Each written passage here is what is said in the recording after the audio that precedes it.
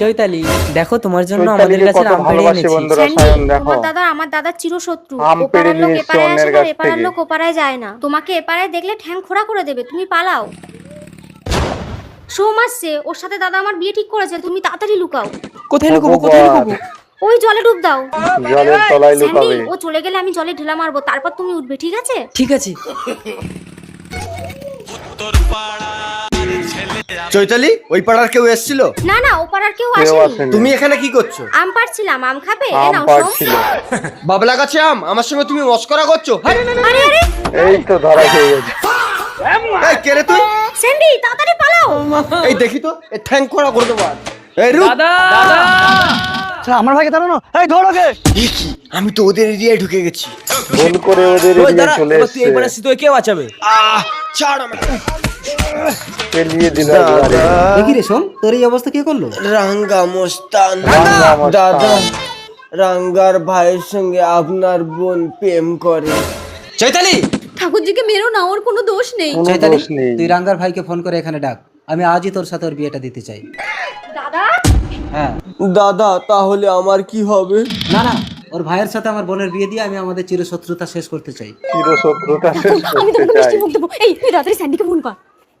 অনেক খুশি বন্ধুরা। Hello Sandy. দাদা, চৈতালি দাদা ডেকেছে ওর সাথে আমাকে বিয়ে দেওয়ার জন্য। কোনো ভয় নেই, তুই যা। না মানে ওদের দলের ছেলেকে তুমি মেরেছিলে, আমি গেলে যদি আমাকে মারে? আমার ভাইকে যদি মারে, এই গোটা পৃথিবীতে পোলাই এনে দেবো। দাদা আমার ভয় করছে। শোন, সায়নের ভয় করছে।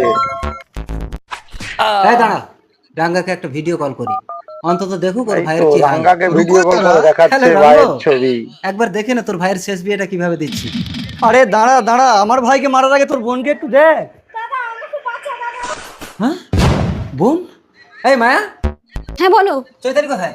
আমি বললাম ওকে সাজিয়ে দিও, বলছি না পার্লারে গিয়ে সাজবে। পার্লারে গিয়ে হ্যালো সাজবে। রঙ্গ, প্লিজ আমার বোনের কিছু করিস না, দেখ আমি তোর ভাইয়ের কিছুই করি না।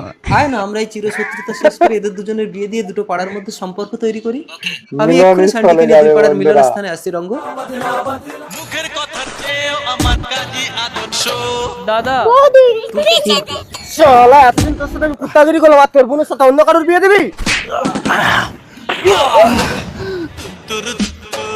শত্রুকে বিনাশ করে এদের দুজনকে বিবাহ দিয়ে আমরা আমাদের সম্পর্কে স্থাপন করতে চাই।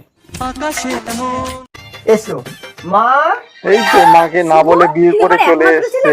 না বলে বিয়ে করে আসলি? ও মা, তা আবার অন্যের বউকে নিয়ে এসছে। ও মা, আসো ঘরে আসো। বাড়িতে কেউ আছেন? হ্যাঁ কে? কি চাই? বাচ্চাটা দুধ খাবে বলে কান্নাকাটি দুধ করছে। খাবে বললে হ্যাঁ, তাই এখানে কান্নাকাটি বাচ্চার দুধ করছে। কোথায় ছিল? আপনার ছেলে আমার বাচ্চার দুধ চুরি করে এনেছে। এই শুভ, হ্যাঁ মা। এই তুই নাকি এর বাচ্চার দুধ চুরি করে এনেছিস? ও, এই তো বাচ্চা দুধের বটল। বাচ্চাটাকে একটু এসে দুধ দিয়ে যাও তো। মানে আসলে মা তোমাকে বলা তো বাচ্চা দুধের বোতল চলে এসছে। এই বের কর, ওর বউকে এক্ষুনি বের কর। না, তাহলে আমাকে এক্ষুনি বিয়ে দিতে হবে, নয়তো আমি আবার অন্য লোকের বউকে চুরি করে নিয়ে আসবো। আব্বা, আব্বা, আব্বা, মহারাজ আমার আব্বা গরমে হাঁটতে হাটফিল করেছে সাহেব। মহারাজ বাঁচিয়ে তুলে বন্ধুরা। বিসমিল্লাহ। এই তো বেঁচে গেছে। আমার নামাজের দেরি হয়ে যাচ্ছে, কেউ একজন আমাকে একটু মসজিদে পৌঁছে দাও। একটু দাঁড়াও বৎস, আব্দুল ভাইকে একটু মসজিদে পৌঁছে দাও তো, নামাজের দেরি হয়ে যাচ্ছে। গাড়িতে এমার্জেন্সি পেশেন্ট আছে মহারাজ। ওকে আমি দেখছি, তোমরা আব্দুলকে একটু মসজিদে যেতে দাও। মহারাজ দেরি হয়ে গেলে আমার ছেলেকে আর বাঁচানো যাবে না। ঈশ্বরের মহারাজ বাঁচিয়ে নেবে বন্ধুরা। ঠিক আছে মহারাজ, আমরা নেমে যাচ্ছি, ওনাকে আমাদের গাড়িতে বসতে বলুন। এসো আব্দুল ভাই। মা তুই একটু দাঁড়া, আমি এক্ষুনি মসজিদ থেকে নামাজ পড়ে আসছি। ঠিক আছে আব্বা। আল্লাহ ওর হেফাজত করো। হরে কৃষ্ণ, তাড়াতাড়ি মাটিতে শুইয়ে দাও।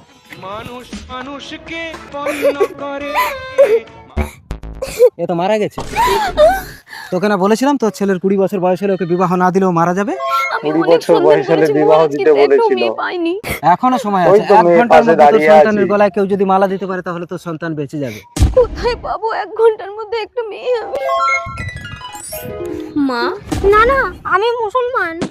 তাতে কি হয়েছে, মানুষের প্রাণ রক্ষাই আসল ধর্ম। আব্বা। আজ থেকে তোর নাম রানী। এই নাও মালা, আজ থেকে রানী। জীবন দাও মা। রাজা, হরে কৃষ্ণ।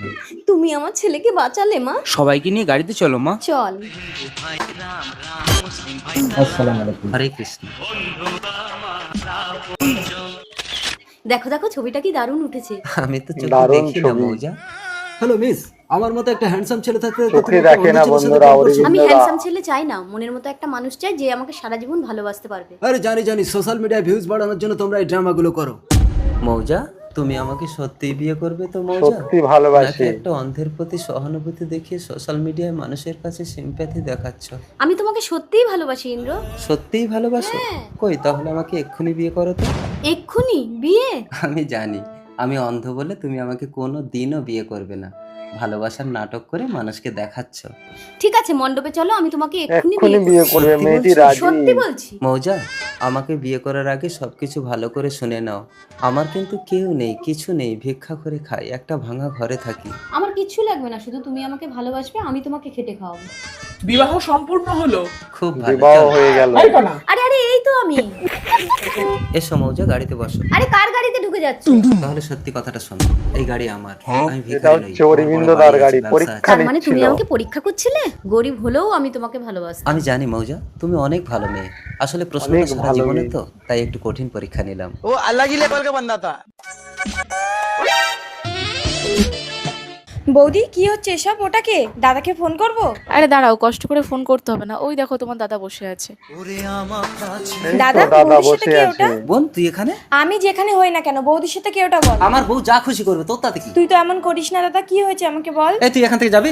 দেখ দাদার দাদা, মন ফালতু ভালো আমাকে রাগ নেই। দেখাস না, কি হয়েছে আমাকে বল। দূর, ভাল লাগে না। না, আমাকে কিছু একটা করতে বোন হবে, কিছু নইলে দাদার করতেই সংসারটা হবে ভেঙে যাবে। দাদার জন্য। সৈকত, তুমি একটা কিছু করো, নইলে দাদাটা আমার শেষ হয়ে যাবে। ও হ্যালো, কি হচ্ছে সব? কি হচ্ছে দেখতেই তো পাচ্ছিস, জিজ্ঞাসা করার কি আছে? আচ্ছা বৌদি, কে ওটা? এটা আমার এক্স। এক্স হোক আর নেক্সট হোক, তাহলে দাদার কি হবে? তোমার দাদাকে আমি ডিভোর্স দিয়ে দিয়ে একে বিয়ে করব। ওকে বিয়ে করবে? দাদাকে একবারে শুনেছো ও divorce তোমাকে দিয়ে। বিয়ে করবে কিনা? অফকোর্স করবে। মইনা, তুমি আমাকে বিয়ে করবে না?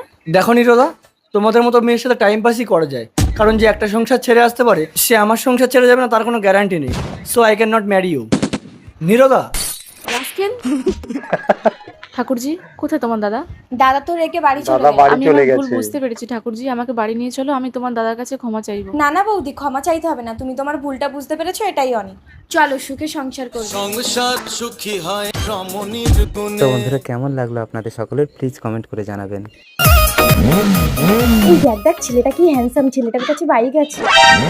মেয়েটিকে পাত্রই দিচ্ছে না বন্ধুরা, সায়ন। আরে কি করছিস? হাই হ্যান্ডসাম, এটা কি তোমার বাইক? আরে না, আরে আমি জানি এটা তোমার বাইক। মহিলা দুটো আরে কথা শোনো তো। বলতেই আরে আমি দেয় জানি না। এটা তোমার বাইক, কিছু শুনবো না, হ্যাঁ কি না বলো।